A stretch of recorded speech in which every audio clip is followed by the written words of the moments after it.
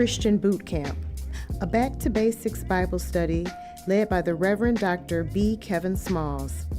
Christian Boot Camp is a back to basics approach for faith, supported by biblical studies, theology, doctrine, spiritual formation, and special topics. You are in the right place at the right time. Let's get into formation and begin.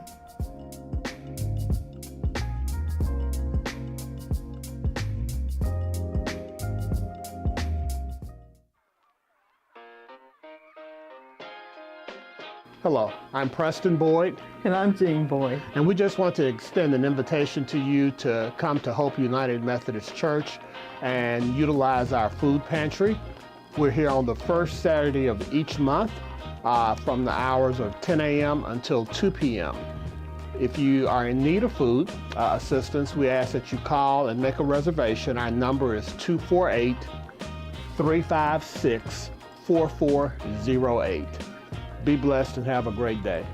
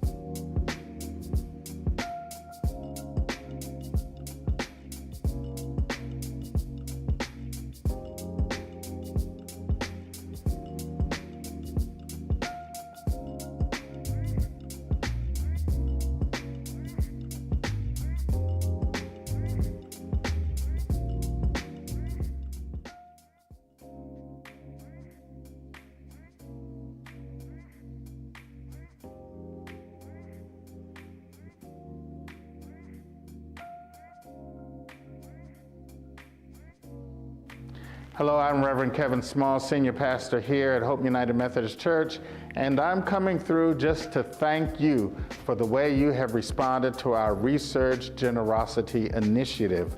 We have been blessed by the outpouring of our members who showed up, who made commitments, and who have stuck by those commitments so that we can see some of the fruits of those labors. Thanks be to God for all that you have done to help us advance our ministry and where we're going. We are looking forward to 2023, where you will see some of the results in a programmatic way of your giving. So sit back, put your seatbelts on, let us look to God, who will provide us a marvelous and wonderful future as we together resurge in Jesus' name.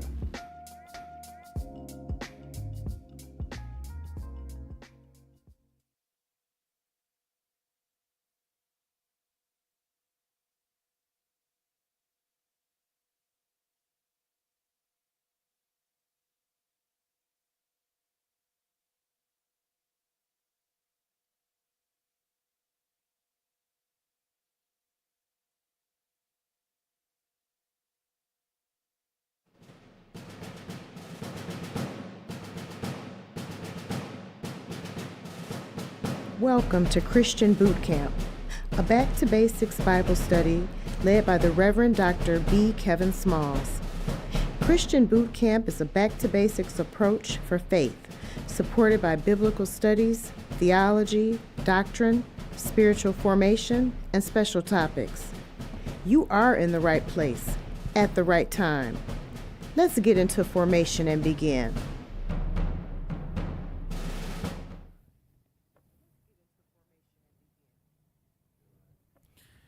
All right. Good evening, everyone. Welcome to Christian Boot Camp. Thank you for your presence and your attendance. Thank you for, there was this radio station I used to listen to, and they'll say, "Thank you for rolling with a brother.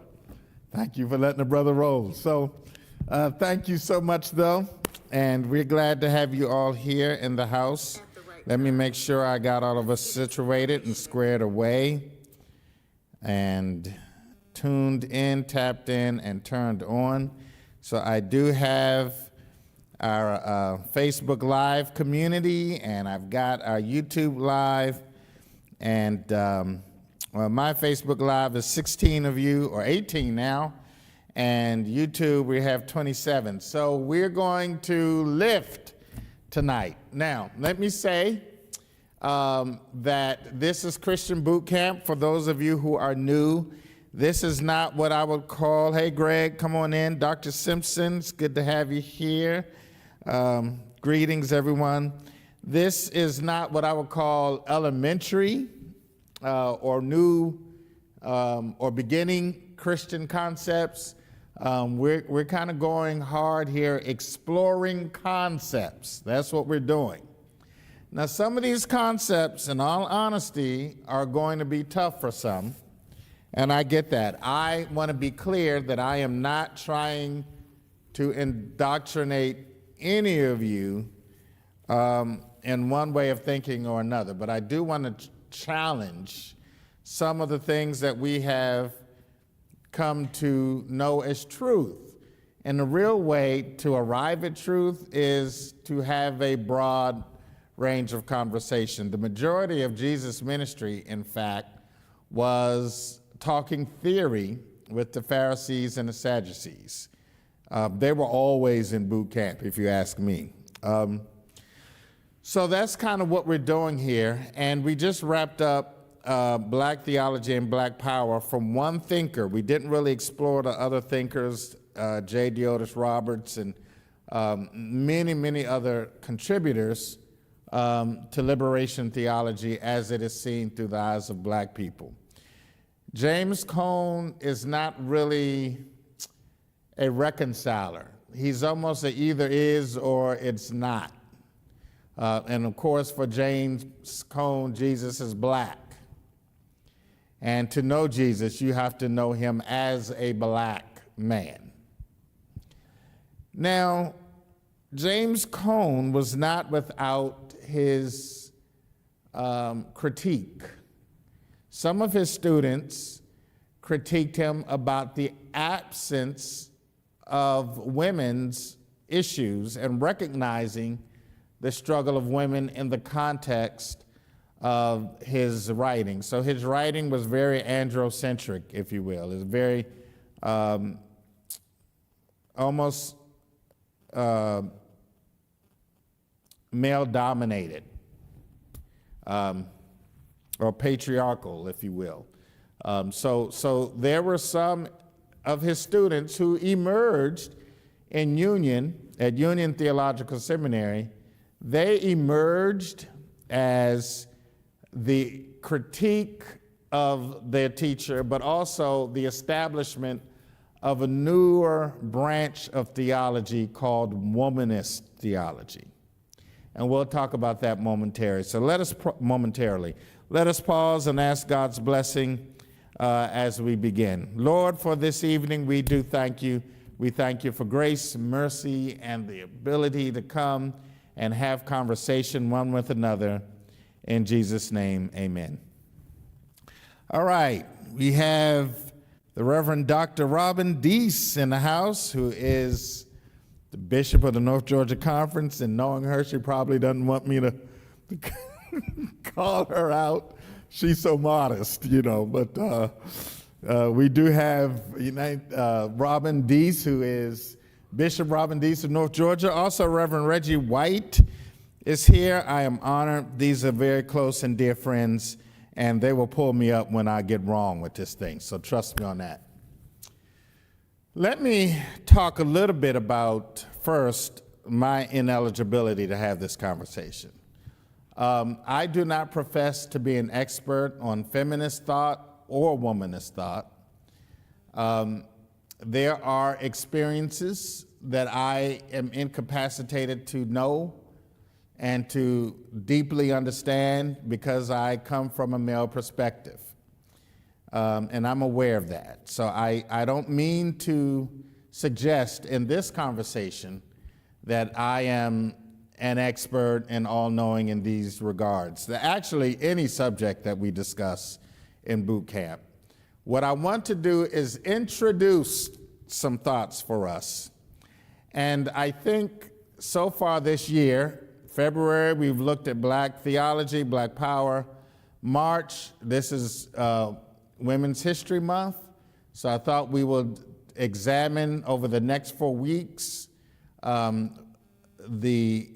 The next 2 weeks, we'll look at feminist and womanist thought.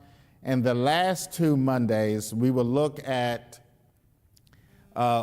biblical interpretation in a womanist point of view, and how women have been treated in the Bible, how God language is often suggestive that only men can access God at the high power and high level that God allows. So we've got some stuff to unpack and to work through. So we'll probably be looking at Hagar and Gomer, the woman caught with adultery, maybe the woman at the well. We'll be looking at how biblical text has contributed in shaping a very patriarchal, androcentric, male-dominated kind of conversation. So this is why it's boot camp, all right? So we're going to push hard. Feel free to connect with me. Fernando, my friend from Garrett, it's good to see you, my friend. Glad to have you here. Feel free to connect with me or ask questions in the chat or make comments, because I'll probably need all the help I can get. So thank you all for that. All right. So we begin the conversation on feminism. And I want to say to you, a lot of conversation around feminism kind of starts in the 60s and the 70s, but women have been advocating for themselves for hundreds of years, going back to the 1600s and before that. It's just in this modern era in the American experience, we of course are aware of the suffrage movement in the 1920s. As time evolved, the feminist movement was concerned about things related to politics, things related to equal pay, things related to reproductive rights, things around violence against women, women seen as sexual objects, domestic violence and so many of these issues, women have worked very, very hard to raise the awareness and the consciousness around how we are treating them and how our systems are utilized in such a way to continue misogynistic and demeaning policies. And we understand misogyny as the disregard, or in some cases, the hatred of women. So those are some of the streams that have led to a broad conversation around Christian feminism. So we want to be clear that this conversation is not new. It's centuries old, and we want to be clear that we are joining a conversation that has been taking place for years. Now, we clearly see attacks on African American people who are disenfranchised at the voting polls. We see attacks on women's right to choose what they wish to do.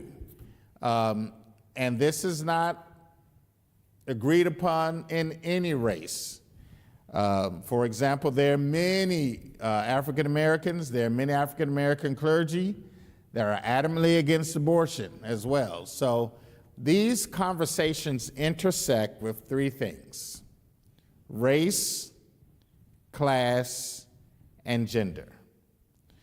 These conversations that we're having intersect among race, class, and gender. So when we talk about Christian feminism, we're talking about a thought that promotes the full humanity of women. And whatever denies, diminishes, or distorts the full humanity of women is therefore considered non-redemptive. And we're going to look at that definition again. Don't worry about it. I'm going to pull it up for us to be able to see. We want to be mindful that as women have come forward with their concerns, it continues to evolve to a wider conversation in this way. So, one of the critiques of feminism is that it is largely an expression of white middle-class women. And any white woman considered to be talking about feminists in the academy or in literature or in political dialogue was not treated very kindly and not treated very friendly. And they were, challenged by dominant society, but they were also challenged by black people, especially black women. So black women raised the concern that, number one, feminism did not reach far enough to the experiences of black women. Feminism did not cover a wide range enough of issues related and specific to black women. So in the book, Coming Apart, Alice Walker uses the term womanism, and from there it has grown to be a whole branch of sociological, philosophical, theological conversation around the black woman experience in the context of race, gender, and class, in the context of Christianity and religious experience. And both of these norms, both of these avenues of thought have also considered same gender-loving mechanisms of feminist and womanist thought. So some of that is included. I don't know if we're going to be able to get to all of that this month, but we will be picking some of this up in June. But anyway, I have a couple of notes that I want to go with you, and I'm going to ask if Marcus can pull up some PowerPoints. Hey, Sister Carolyn Simi, it's good to see you in the house today. And Monica, hey, Pat, it's good to see you. Patrice, I should say. Good to see all of you. I welcome you in here tonight. All right, so let's go down and talk about some norms and definitions, concepts. All right, let's go to the second slide. One of the authors that I really kind of like and dig, if you will, because studying this, you're really also studying a lot in the 70s, so I'm using the word dig a little more than I should, because I've encountered that in preparation for our time. All right, so Rosemary Radford Ruther was a white woman theologian who taught at Howard University for 10 years. She taught at Garrett Evangelical, and I think she retired from Claremont School of Religion, the latter two schools being United Methodist institutions. And she has done a wealth of work on feminism. And what I like about her, and the reason I'm bringing her up, is her feminist theory was not shaped in the context of white middle-class women. It was shaped in the context of the modern civil rights movement. Her feminist theory was shaped in the context of the modern civil rights movement. So she lived in Washington, D.C. She grew up in D.C., very familiar. She traveled and did some work with the Freedom Riders. She did some work with some of the civil rights organizations in Mississippi and Alabama. She was closely connected to African American community and their scholars and preachers.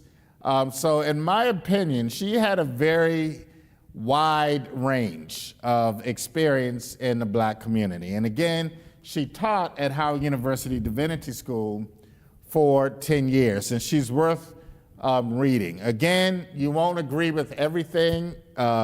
She and James Cone are slightly similar, and let's look at this statement here. You may be able to, I hope you can enlarge it, but we'll be mailing some of this out, so don't worry about it. The critical principle of feminist theology is the promotion of full humanity of women, she says. Whatever denies, diminishes, or distorts the full humanity of women is therefore appraised as non-redemptive. It is not redemptive, which means she invalidates it. She invalidates its truth, if you will. She invalidates its significance, which also means that there are sections of the Bible that she feels is non-redemptive. And we'll probably take a look at some of those passages and some of those stories. Because in her mind, the Bible has a very patriarchal tone. In her mind, the Bible has a very androcentric tone. In her mind, the Bible has a very male-dominated tone, even in its expression to God, right? Even God is almost reduced from high divinity and made to be a male. And that in turn has also in her mind harmed the image and the treatment of women. So when you look at, you can, if you want to, Marcus, you can take that down for a second. But when you look at, let's say, Homer and Hosea, she becomes the metaphor for the whole of Israel who is backsliding and cheating on God, and Homer becomes a whore. And the text centralizes her as the metaphor of whoredom to all the backsliding people of Israel. And so that Hosea can get a deeper understanding of this, God hooks him up with a prostitute who struggles with her sexual behavior.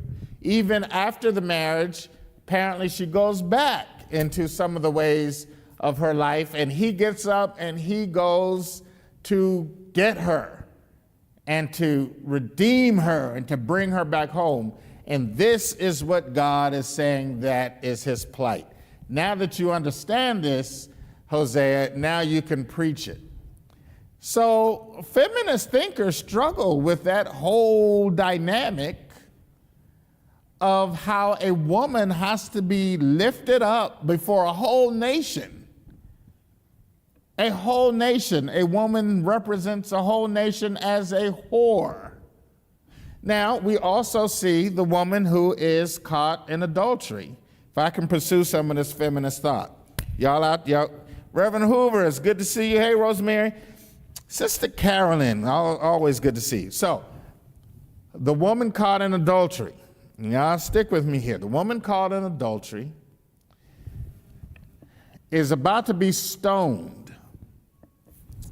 And it clearly states in Leviticus, it clearly states that anyone caught in adultery, and I'm going to correct myself in a minute, but anyone caught in adultery must be stoned by the town. But not just anyone, any woman that is caught in adultery. Because according to the Old Testament law that we love to follow, and we love to lift up when we are championing the sins that we don't like, a woman is the only one that's eligible to be convicted of adultery.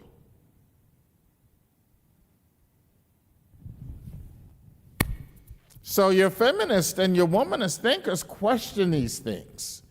Why wasn't the man available to be stoned? And what kind of imagery are we placing on women years after this based on what we see and how we see them being treated in the text?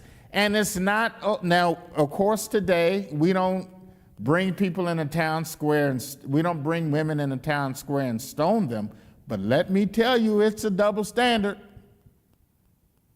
When a man cheats, it's okay because he's a man. But it's something extra malicious, and it's something extra sinful and dirty. Is something extra wrong with it if a woman cheats.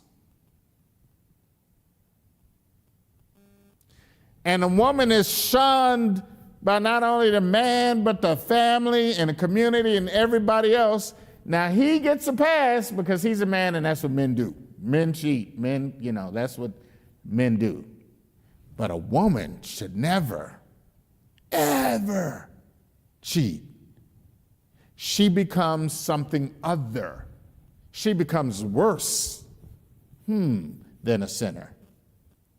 She is not even worthy to live.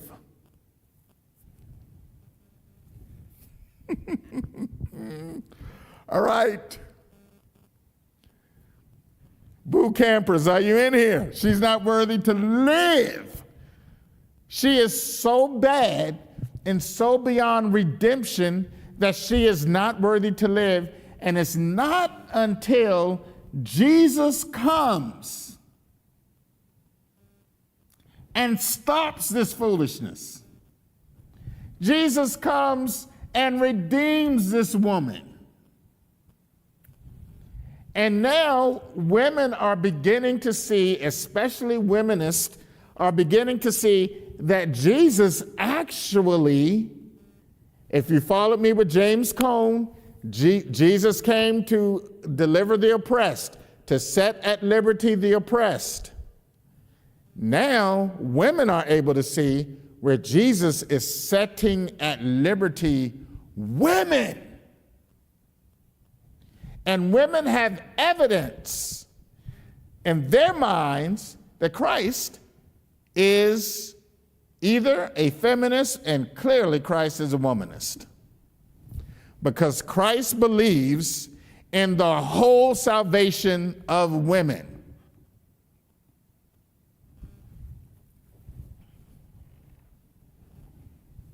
And we just have to be honest with the biblical text and how it treats women. We got to work with this thing. Paul says that women in the church should be quiet. Men are some of the biggest gossipers ever.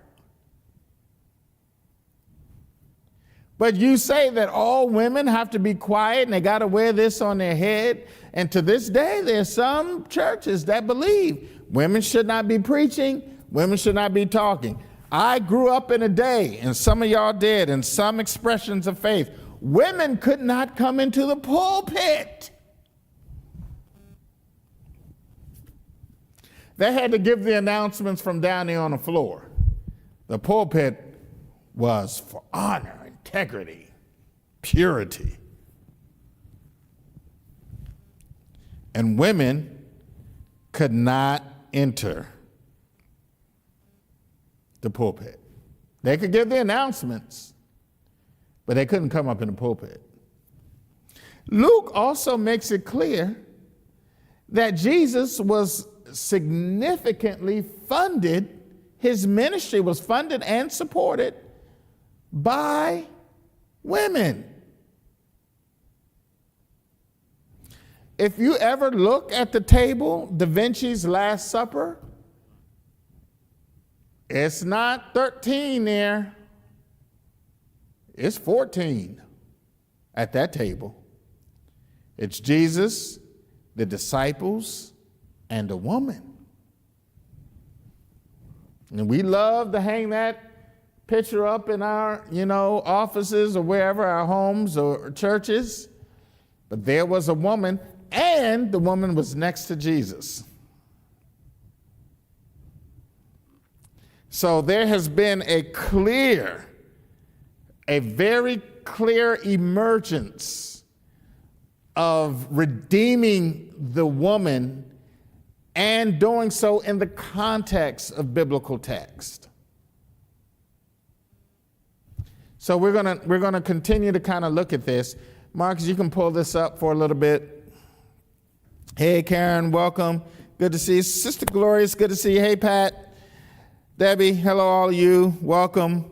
Valerie Robinson, I would love to hear what you mean by Jada Pinkett Smith. You can type that. That's a loaded topic these days. So I'd be interested in knowing what you were saying there.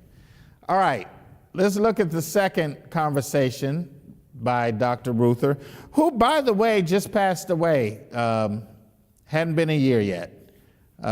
Maybe in May. She suffered a stroke in 2016, I believe, and really never fully recovered from that. But she passed away in May of 2022. All right. She goes on further to say, feminism rejects the patriarchal gender paradigms to Christian theology. It rejects patterns of theology that justify male dominance. No, I'm sorry, Marcus, I'm at the other one. I apologize. I'm at the slide before.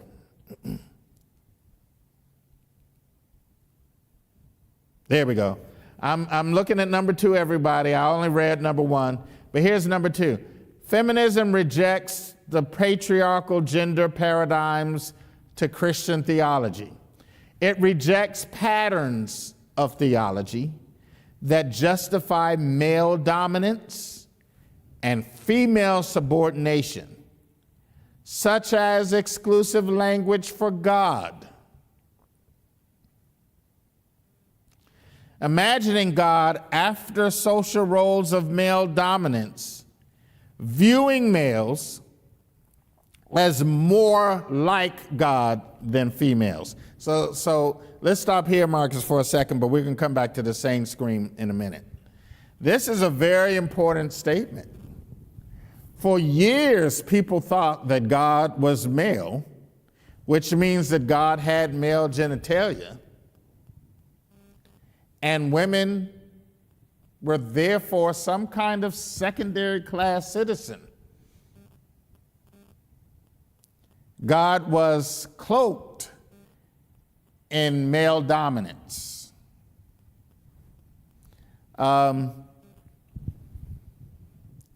Also, this supports the notion, as we mentioned before, women cannot preach, women cannot step in the pulpit, women certainly can't be in upper levels of church functioning.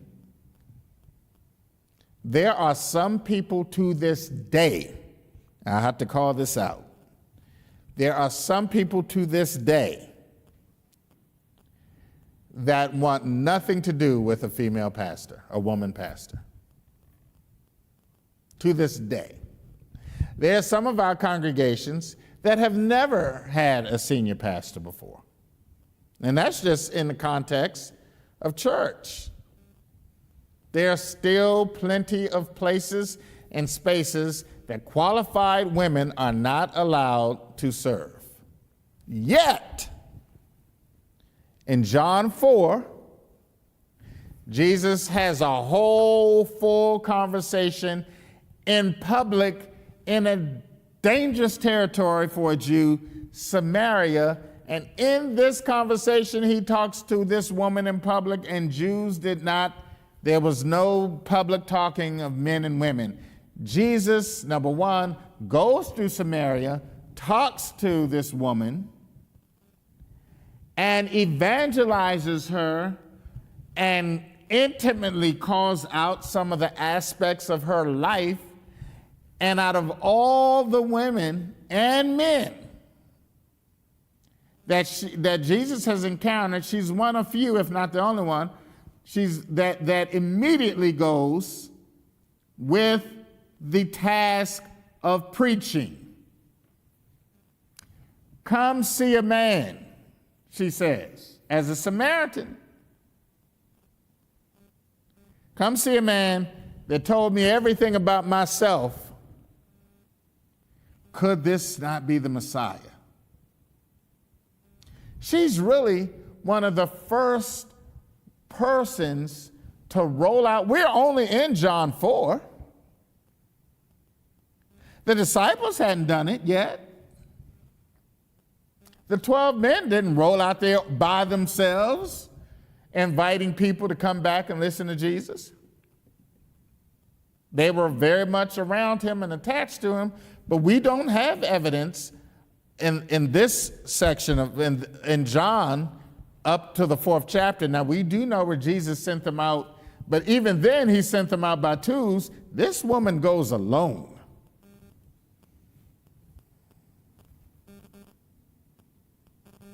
This woman goes alone with the task to bring people back to Jesus. And while she is doing that, the disciples come back with Jesus' food, and he says, I don't want that stuff. You see what she's doing? Look at her while she's on the hillside preaching. And there's another woman to come preaching with the announcement of the Messiah. The disciples, the men, were in the room afraid and traumatized. But it was the women who went to the tomb. The women kept the thing moving. And they weren't their trauma occurred when the tomb was empty. But they knew they had to get there and anoint that body. They knew they had to get there and do what you were supposed to do according to funeral customs. And he was gone. And he appears to the women first. Oh my gosh. Woo! He appears to the women first. I'm going to come back to you, Reggie and Valerie, in a moment. First, Some of the men still stayed in the upper room. They weren't coming down there. Thomas said, look, I'm not believing none of this till I see him. Y'all can go down there all you want to. Peter and John run down there. You got two. But the women came back with the announcement that they have seen the Messiah and that he is alive. Here you have two cases of women leaving Jesus as preachers with good news to share. All right. I think we might want to take another look at how Jesus treats some of the people that we have decided are outside of the ability to serve. We got to look at that before we get caught up ourselves in becoming modern-day Pharisees and Sadducees, modern-day biblicists, modern-day crotchety, uptight, exclusivist, classist people. That's not the Jesus that we run into in the text. I'm just here. I'm just here to mention that. Hey, Shirley, it's good to see you. All right. Now let me pause here to take a look at a couple of questions. Please help me understand how we deduce Paul meant specific women should remain silent versus all women should be silent. Well, Paul, if I understand you correctly, when Paul wrote it, the way he wrote it was women should be quiet in church. And those who don't do the exegesis and the contextual analysis don't recognize that he's talking to a specific group of women that were keeping up fuss. See, misinterpretation of the text is really what has a lot of us where we are in so much conflict and turmoil, because we don't utilize appropriate tools to interpret text. You cannot look at the text and decide what it says without some excavation, friends. The infallible word of God, it's infallible once you figure out what it says. You just can't look at it for face value and decide that this is what it means. And if you're going to use the Bible like this, we are all in trouble. You got to go deeper and look at what the text means. And so many people don't do that. And that's why they build up practices and systems and cultural behaviors off of something that ain't even biblical. It just looks biblical, but it ain't biblical. I hope I address that appropriately. Also, Jada Pinkett is taken to task because of her adultery.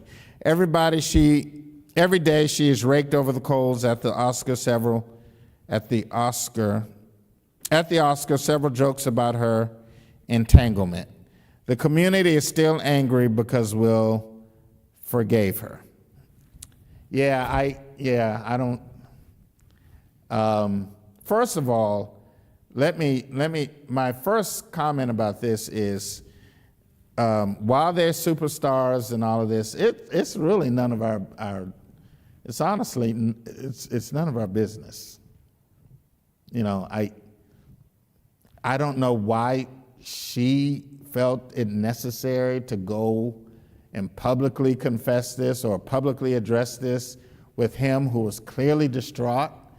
I did not watch it in its entirety. It's not my conversation to have. I have no business in that conversation, neither do any of us.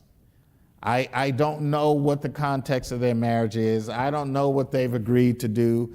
I don't know what the status of their, the strength, I should say, of their marital connection.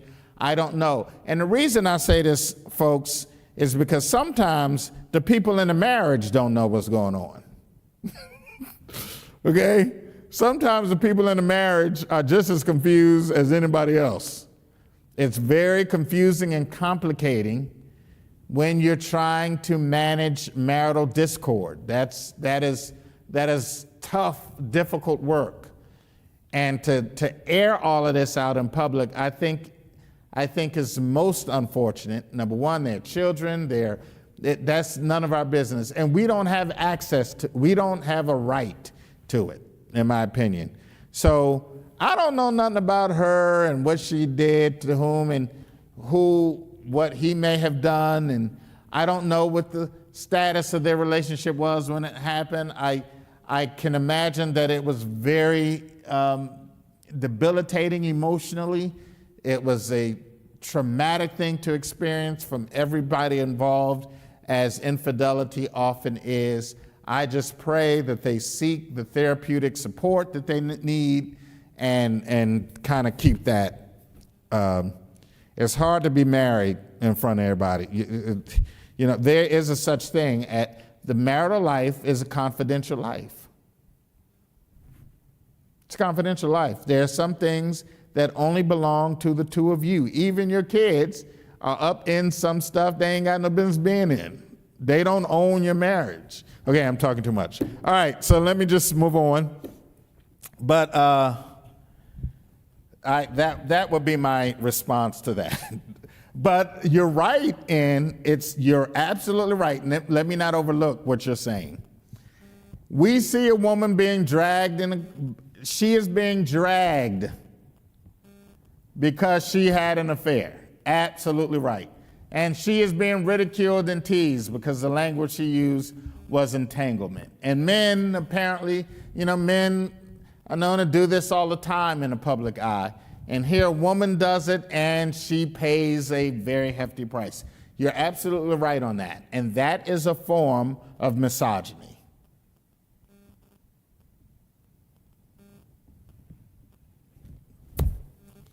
All right.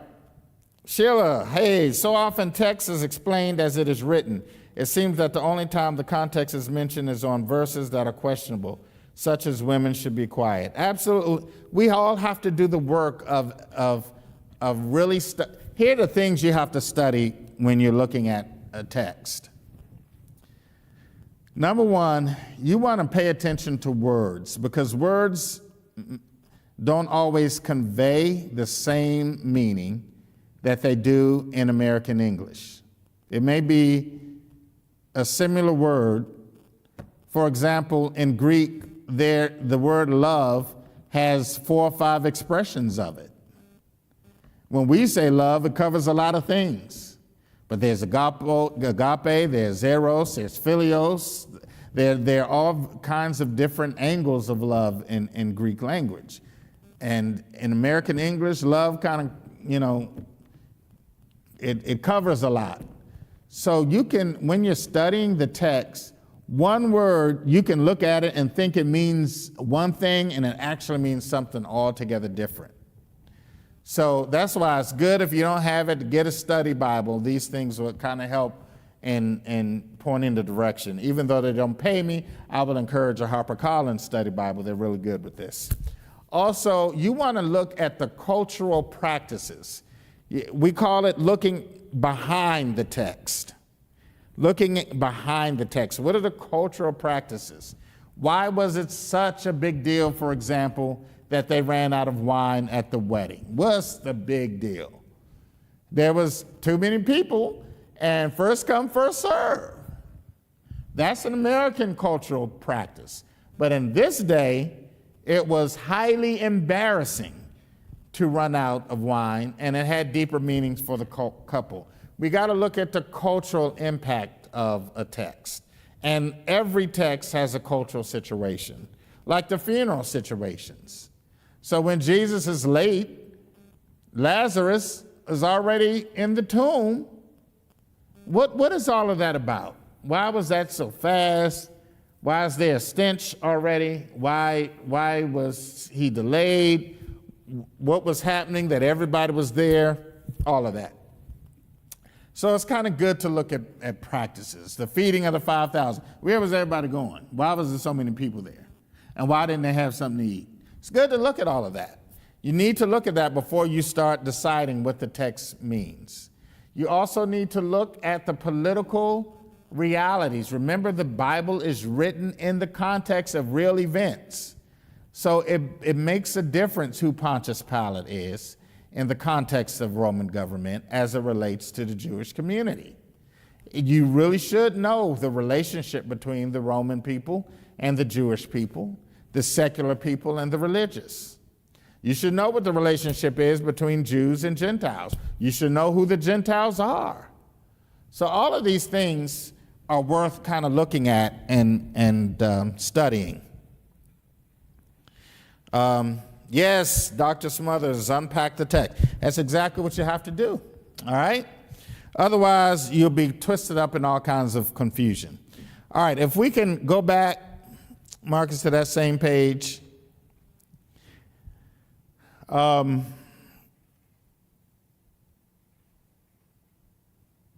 So, asserting that only males can represent God as leaders in the church and in society, while women were created by God to be subordinate to men.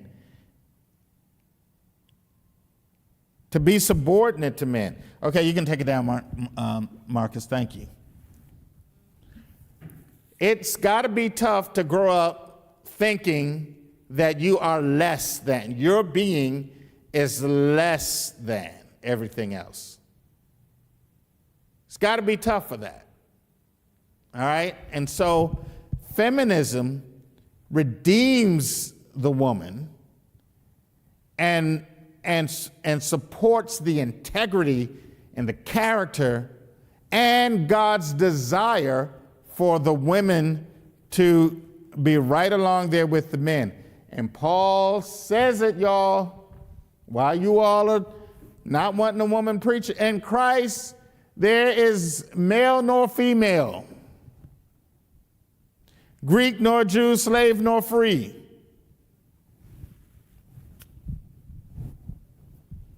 Quite frankly, the text says Christ is no respecter of persons. You know, God is no respecter. God feels that all of God's children are capable of being grace-filled believers that can aid in the conspiracy to transform the world in Jesus' name. Ain't no backseat people with Christ. All right? Now, let's go to the next, Marcus, and let's look at a deeper definition, and we're almost out of here. Thank y'all for hanging in here with me. Yes, Fernando, we're all one. Let's look at a deeper definition, if you will. Christian feminist theology applies feminist critique and reconstruction of gender paradigms to Christian theology. It rejects patterns of theology that just male dominance and female subordination, such as exclusive language for God, imagining God after social roles of male dominance, viewing males as more like God. So we kind of talked about that. We mentioned that earlier. This is a repeat of that same definition. You can take it down for a second. So we understand that it's God's vision for community that we are all sitting at the table. Now, where else do we see this? We see this with Mary and Martha. You remember that Jesus was coming by to Bethany. Martha was doing what is the traditional role of women to do. The traditional role of women was to cook the meal. And Martha was in there working. But Martha was frustrated that her sister Mary was misplaced. Mary was sitting there with the men listening to Jesus. And this was not only embarrassing to Martha, she knew that Mary was out of place. And so she goes to Jesus to help her with this situation. Can you tell Mary to get back in here? She don't need to be out there with y'all. That's not her place.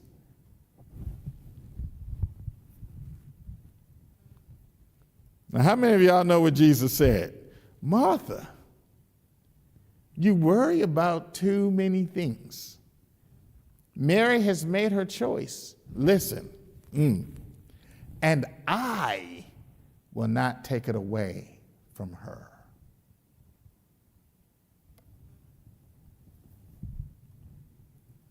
Here you have God in Christ,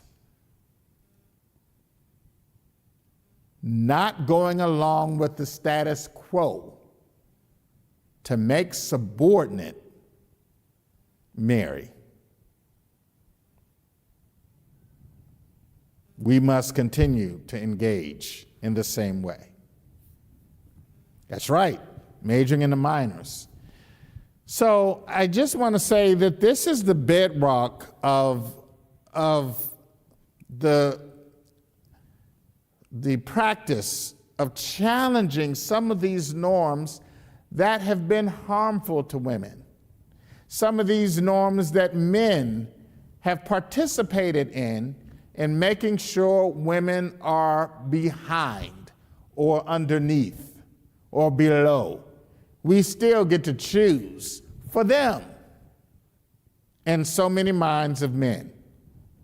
And the work of this is to peel back male domination from text, to peel it back and discover the text anew as Jesus would have us to understand it. We overlook Jesus a lot. Come on, Greg, talk to us. Greg says another example of Jesus being a game changer. Not only is he being a game changer, he is putting the game in its proper context. Y'all have it wrong. I have come to straighten this disaster. I didn't come to condemn. I've come to straighten it out so that you can know the way. And if you ever get confused about it, I am the way, the truth, and the life. Not you. Not the synagogue, not your councils. I'm a rabbi too, Jesus can say. I get all of that, but I am the way, the truth, and the life. And I am showing you how to execute the work of God's plan for beloved community. I don't know if we're ready for that. So this is what I have personally come to as it relates to feminist and womanist thought. Because womanist comes along and say, wait a minute, to the feminist notion that while these things are critical for women, your story is incomplete. You do not address our issues here. We don't even know if you see our issues here. And there's a strong anti-male sentiment with feminists, but not with womanists. Womanists know that they cannot afford to hate their men. Lord have mercy. Womanists, this African-American gift, this black gift to theological thought is, we really can't spend a lot of time hating our men. We're too busy trying to love them through their challenge. We're too busy trying to love them through their difficulties. We're too busy trying to love them when their backs are broken. We're too busy trying to love them in a context of shame and hatred and oppression and discrimination and lack of opportunities. And sometimes we're too busy trying to love them through our addictions, through their addictions. We can't afford to hate them. That's not our privilege. We're too busy holding them in the middle of the street, lifeless, our sons, while they didn't survive a police encounter. That's not your struggle, that's ours. And so when I was growing up, Marcus, if we can go to slide 4. I grew up in a time when black men were also in some forms of crisis. Many of them were in Vietnam and they came back in boxes. Many of them also came back without limbs. Many of them also came back alcoholics, drug addicts. They also came back to neighborhoods where they couldn't get houses, and their demons were so heavy that they were expelled from the home. I knew some folk in my neighborhood, folks grew up while their father was sitting in a wheelchair down the street. They never knew it because the father was so lost in his own agony. But it was a mother or an aunt somewhere praying for this father. That's womanist theology. This was the age, if we can go to the next one also, this was the age of black power. We can go to slide number 5 if you can. This is the age of black power.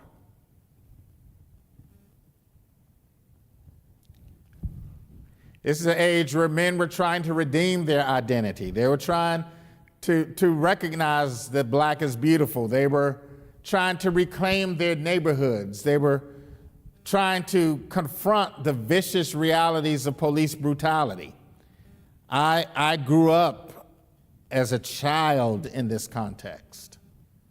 Hello, little brother.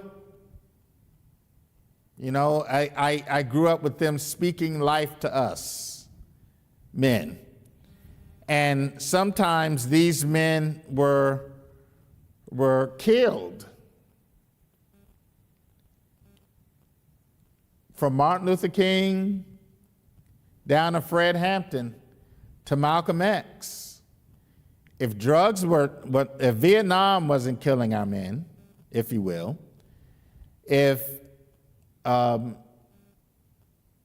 drugs and alcohol wasn't killing them, then politics was. This was also the age of enlightenment for young African American people. We can go to the next screen. You know, I remember there was some actively involved in the Maserati, this transcendental kind of form of meditation. And black and white young adults would come together and try to work for a larger community. And my mother followed that sometimes. And when I was acting up and getting on her nerves, she would tell me, go in the corner and meditate. So I would go in the corner and do some of these meditational acts that she had for us. But it was also the time of, if we can go to slide 7, it was also the time of black women emerging as their own. You know, they were sharp and they were fashionable, and they always were. But now there's more of an Afrocentric expression of themselves. You had Angela Davis leading in some of these ways. You had Barbara Jordan and Shirley Chisholm, these rising voices. At this time, Coretta Scott King is emerging as a very significant leader in the civil rights movement. You have some of these women paving the way. Marva Collins in the educational realm. It was a rise of black women, Justice Motley. You had amazing things taking place during these days. And it was also a time, if we can go to the next one, you know, of black love and black romance. You know, we saw this in Good Times with Thelma and Keith and the beauty of what it meant to love one another in the context of our blackness, in the context of our beauty. But sometimes these love expressions were tough and they were difficult because you had to battle demons that came with being black and sometimes being male. I used to hear as a child the rampant and incessant complaints against black men who didn't show up. They're no good. They're not faithful. They're dogs. And I wore some of that in terms of psychological formation. All of us did. But it was the black women in the community that reversed those notions about our being. Because sometimes dads weren't there. You only had mothers and grandmothers. Sometimes, and there were many times where dads were, don't get me wrong, but my experience, it was a whole lot of my friends that were living in single parent households. And I lived with my mother and my grandmother, and it was the norm. It wasn't rare to never know who your friend's fathers were. And those times we did know who the fathers were, they kind of adopted all of us, and they looked out for all of us in the neighborhood. But it was the women friends that kept the church going. It was the women that kept the neighborhoods going. It was the women that kept people in school. It was the women that took us by the collar and made us be something. It was women that challenged us and pushed us, and they were in our face. They didn't play with us. It was women who were not willing to see us die to white systems of oppression, racism, the prison pipeline, drugs, alcohol, and crime. This is, in my opinion, the emergence of womanist theology and the emergence of womanism, womanist philosophy, that we have to love our men and our children, our sons and our daughters, because sometimes we're the only ones that are able and capable of doing it. Now, I'm not saying that there weren't women who left scenes. I'm not saying there weren't men who were heads of households. I'm not saying that. But one thing I do note that women had each other as friends. They would talk each other through. It was a common experience. When we would get in trouble in school, let me tell you, that was a crisis. That was a crisis. So if sometimes the women weren't yelling at our dads, they were yelling at us, pushing us to be better. And some of these womanist theories are seen in film. And I encourage you to look at the film, for example, of Nothing But a Man in the 60s. And it's about a woman who was a preacher's daughter, and she fell in love with a railroad worker.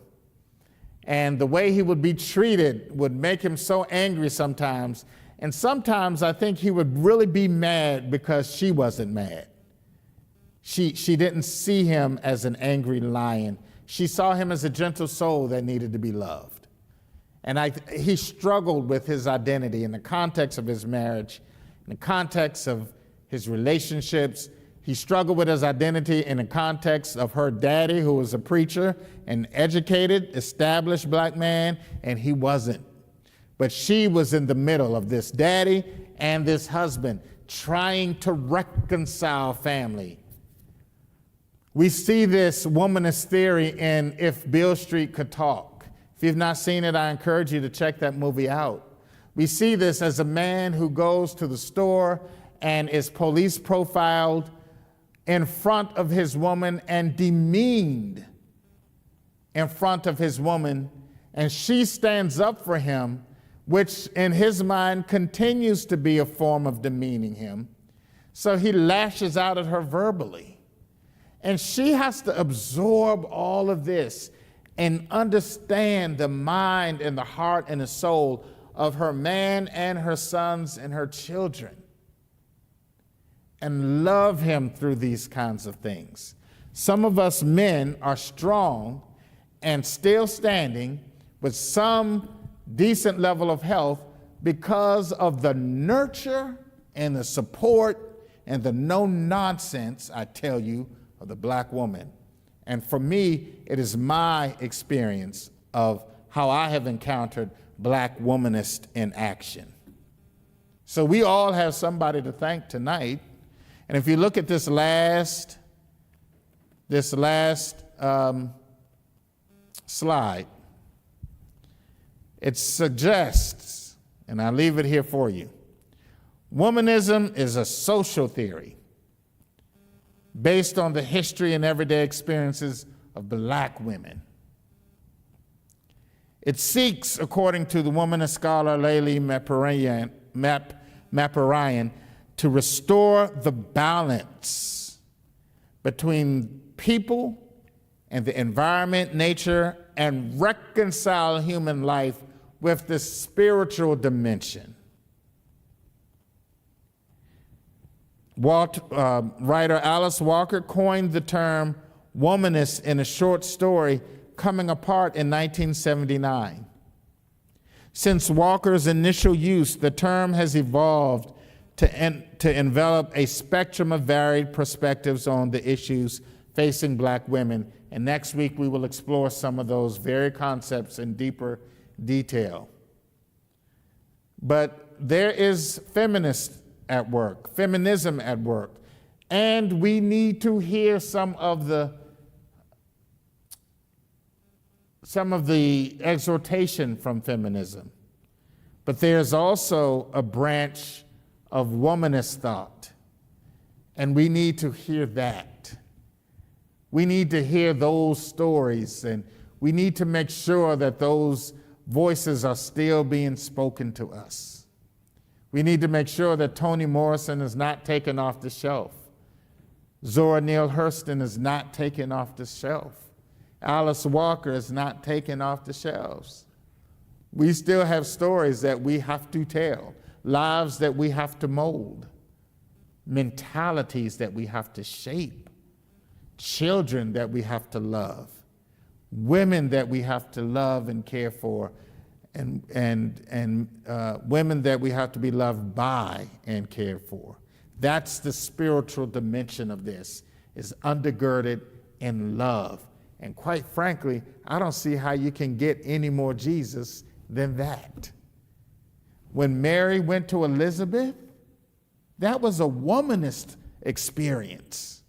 They were both pregnant, both with powerful black men. My soul doth magnify the Lord, Mary says. That's a womanist experience. When Mary was out there crying, when her son is being executed, the disciples weren't there to comfort her friends. Only the women. We hear Jesus say, John, behold thy mother, mother, behold thy son. But it's the women out at the foot of that cross consoling each other. That is womanist.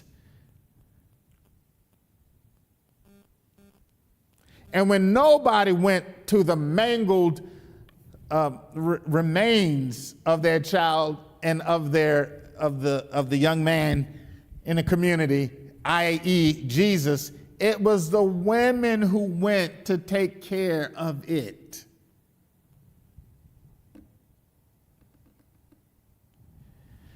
Okay. May we be mindful of how we talk and what we say. And may we be careful, because none of us would have ever gotten this far, black nor white, without the contributions of black women who refused to stop loving. Thank you, Rosa Parks, for not getting up off that bus a few months after Emmett Till was killed. Emmett Till's mother, comforted by other mothers who took unquestionable courage to not even have her son fixed up in the realm of mortuary science. She knew that there were other black young men in danger, and she had to expose the behavior of a nation around her child. Some of us have not been killed because of what Mamie Till did.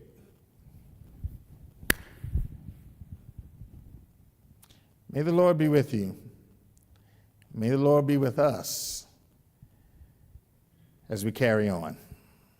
Good night, everybody.